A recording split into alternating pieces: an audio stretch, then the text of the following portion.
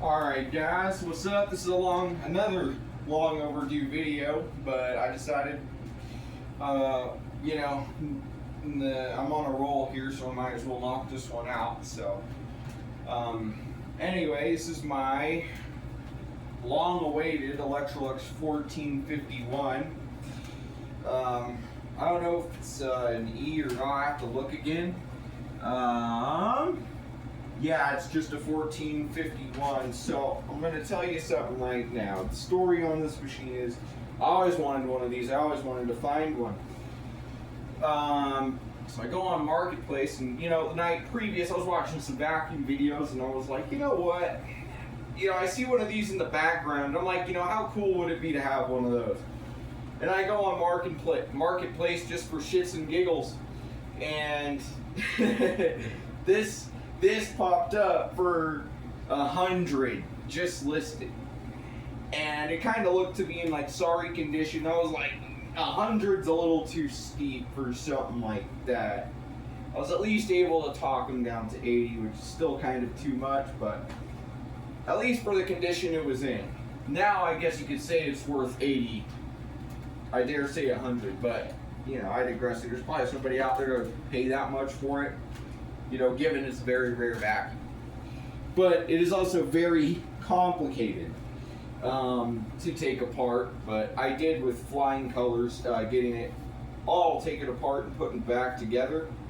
So basically, as with my friend, I was on my way to pick it up. It was like in the next town over. I'm like, let's go get my friend, see what he's up to. So we both head down there, and I pay for it. I'm gonna take it back. I want to test it, but he didn't have anything to test it with, and I'm like, well, either way, I'm gonna fix it up. So that's exactly what I did. So I go to his house, I test it. The only issue is it stunk up too high. Hell, it smelled absolutely unbearable. Only to take a look at the bag, and it looked like it had one of the very old bags that would have came with it. So my guess is it's a bag that hadn't been changed in like a decade, in a good decade or two. And it had a hole in it as well, and the paper material was very, very weak, and it smelled absolutely awful. And then the smell sunk in to the machine right up here, and just everywhere. And the only issues that are wrong with it is it has a broken gasket all the way around here, but I've seen other 1451s that have the same issue, so this is just susceptible to it. And like when I first got it, all of the crunched up gasketing material was all sitting on the top of the bag. Here's the bag, by the way. It has a beautiful brand new bag in it. It's only a quarter of the way full, and I put a dryer sheet down in there just to give it a nice little smell, a nice scent to make up for the terrible scent it was putting off. Can't turn this machine on with the bag in, without a bag in it, similar to the other Electrolux uprights, so on. So anyway, with other videos of YouTube on these, I'm sure you know all about them by now, but the weirdest thing about it is there's no release lever, and when I go to use it, I keep finding myself wanting to push here for the damn release latch, but there's no damn release latch because it's a release button, and it's up here that you push. Taking this thing apart is a chore. Let me tell you something. It has a nervous system in it. At least it has something similar to a nervous system is what I call it. This vacuum has a nervous system, and it's a wiring harness, and it has an inner body on the inside that it straps on the side to. I don't know how to describe it, but it also has a heavy spring that's very dangerous. I thought I didn't have the tool to take this cover off, but essentially is you take this cover off right here, which is held in by 2 security screws, which I did not need to edit because I did have the tools for them. So thank God for that. So I took that off, and I had known about the heavy spring on these. So essentially I was taking it apart, and I heard a boom. Of course it was all reclined flat. So I took that off. I cleaned the base up first in one day, and then another day I cleaned up the body of it, which also the body kind of has some things wrong with it and it's not perfect. Such as, I don't know if it's on this side, yeah, it's on this side. There's like a hole here, which this upper body comes apart by sliding this rod off.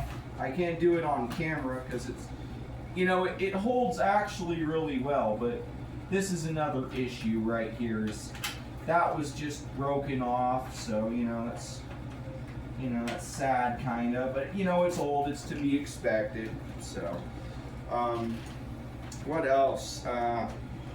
So with this machine, when I was taking it apart, I noticed that there was a rod on it and there was something weird. I'm like, when I was taking it apart, I was like, what the hell was this thing for? I can't find it. But it was right here. And I don't know if you can even see that on camera or not, because I'm trying to show off some things that haven't been shown about this machine before. But essentially, right here is this rod. And I was like, what is this? What exactly is this part?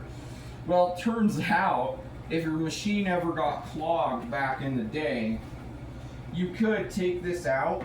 And I'm trying to be careful here. But essentially, what happens is you take this rod out, and this rod allows you to unclog places like the upper air path, which I will show right now. So let's say if you get a clog up in here, you take this and you stick this down in here, and you just kind of undo the clog and whatnot. If you have another clog, let's say down here, right? You take this part off, and then you can stick this in here and also get the clog out. After you're done, you just simply throw this back on, which I can't remember where it goes on. It goes on like this. And don't worry, it's supposed to sound like that. I'm not breaking anything, so it's fine. I've done it multiple times. I have the brush roll right here. When I did have it, the brush roll was really dirty, so I cleaned it with some wood cleaner and whatnot. So that's good. It's all clean now. I greased the brush roll bearings. I cleaned up the motor a little bit too. And definitely everything else got washed very thoroughly. The base, the chassis of it's glass resin. I put it in the dishwasher. It came out looking immaculate. I greased every pivot point and where metal touches metal on it, like the height adjustment, everything.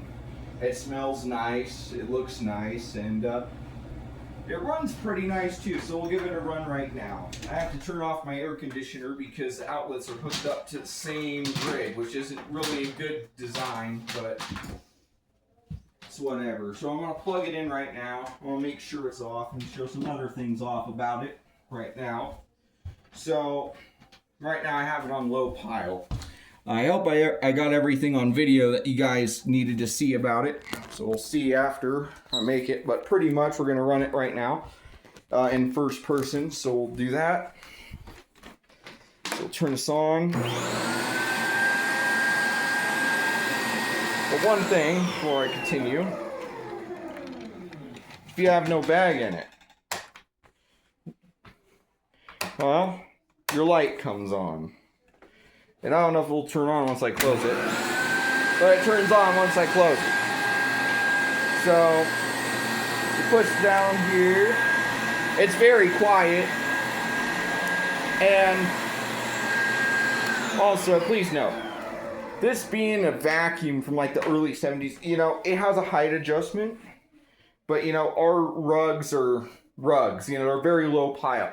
This thing's meant for wall-to-wall carpeting and shag especially. It even has a setting dedicated to it, as vacuums from back in that time period did. So it has a hard time touching carpet, so it barely gets used, or at least until I get my own place that has decent carpet it'll work good on. But Hell, I got a lot of vacuums to clean carpet anyway, so it really doesn't matter. But this is a nice showpiece, This is something one of my friends would look at and they'd be like, "What the hell is that thing?" I'm like, "Oh, it's a vacuum from the '70s."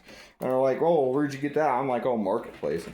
But it still works. It still works to this day, and it just works great. And another thing too, I will also show off, is it has a motor overload protection system, where if you are to clog the machine anyway, it will automatically shut off.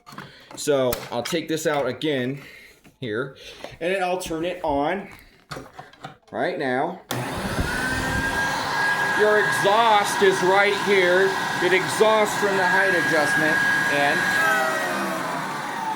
and that noise is just the seal. So that noise it made right there is just the seal, because it's old, the seal's going bad on it, but that's all right. So as you can see, the change bag light comes on. You just simply reset the circuit and you turn it back on. If I can find the button, I'll do it again. There's the threshold drop.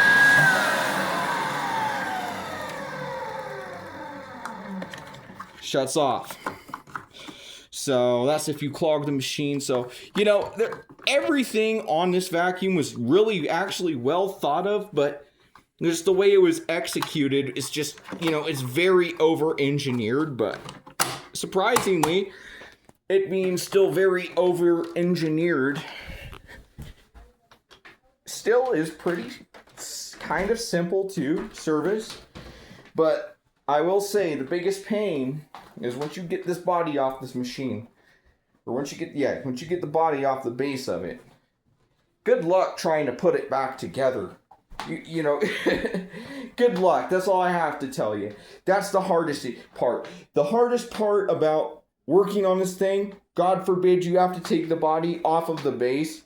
Good luck getting it back on there and trying to deal with that heavy spring. You have all the perfect storms working against you all at once, but especially if it's a one-person job.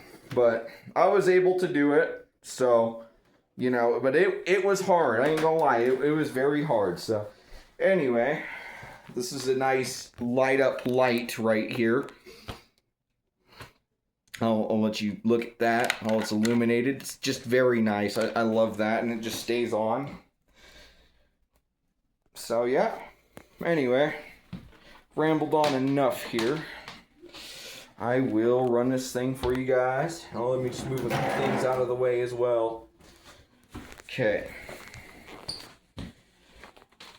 Here is the Electrolux 1451. Now, I think I've showed off everything I can about it. You got your cord holder right here as well. So there's quite a lot to show off about this machine. So anyway, enough rambling. I'll just get straight back to using it.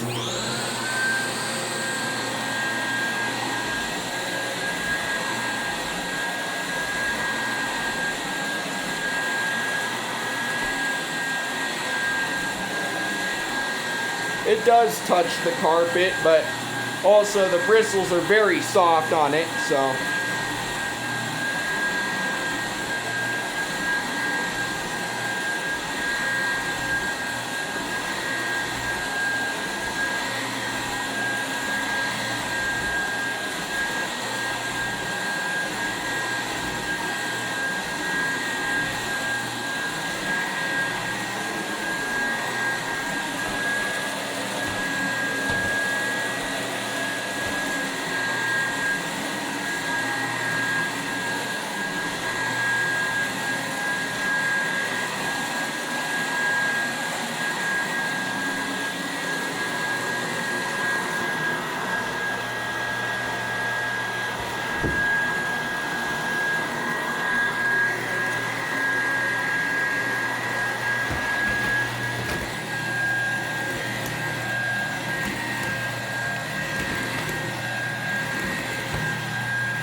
And keep in mind, it's still on low pile, and this is a pretty thick pile carpet.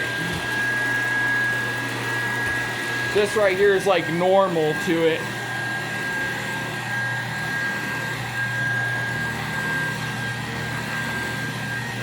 And there's some drywall dust kinda over there as well. I haven't cleaned up. Can't see it obviously, but so I was installing another screw on my smoke detector.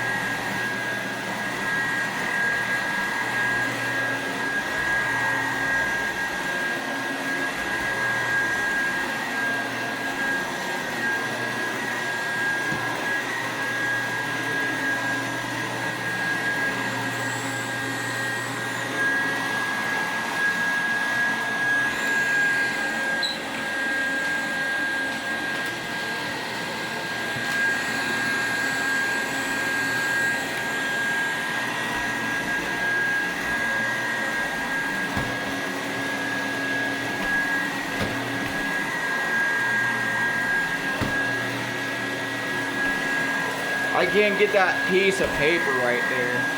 Oh, screw it.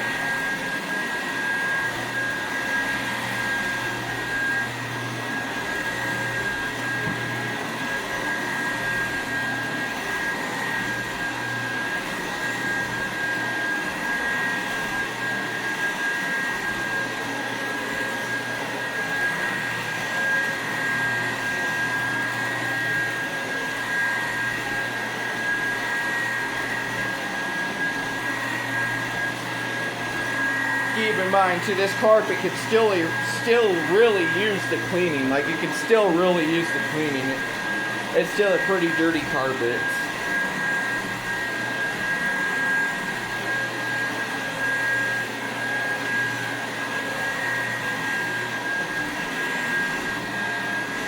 Sure is a nice looking machine though. It's very odd looking. That's the reason why I like it.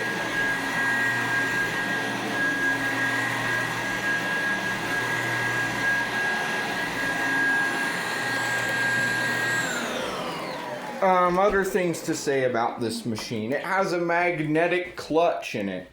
I'm not going to demonstrate it just because I don't know if it's going to make any noise or not. That'll startle me or think I broke it or whatnot.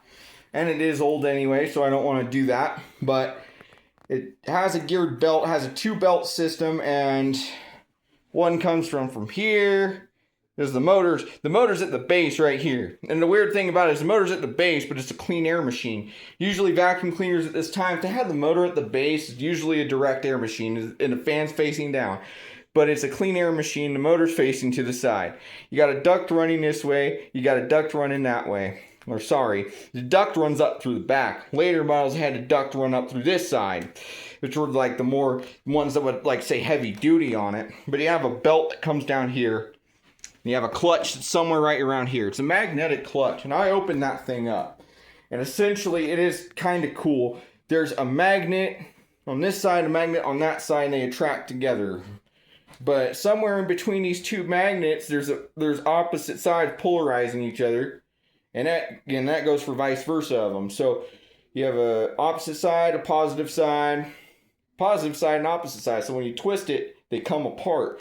So when you apply high speed to that, it's going to split apart. Those forces are going to oppose each other when it spins, thus stopping the brush. So I think that's very cool, and I guess it's a very early interpretation of a clutch system on a vacuum. And I hear that's what Sevo adopted and a lot of others, from what I hear. So yeah, here it is on an Electrolux. So it's kind of cool. And when you raise and lower the height adjustment, all wheels rise and lower. So that is kind of cool as well. So, and it is very hard to move forward, but you'll eventually get it moved forward. So yeah, everything's greased, everything's been gone through. and it's basically back in good working condition again. It's not in new condition, but it's in good working condition. So this video has been 20 minutes. So I hope I made the vacuuming time as long as I could, the rambling time, but there's a lot to talk about with this vacuum. So I hope I got everything that I wanted to get about it. But anyway, there's my Electrolux 1451. Hope you all enjoyed this video, and I'll see you in another one. Peace.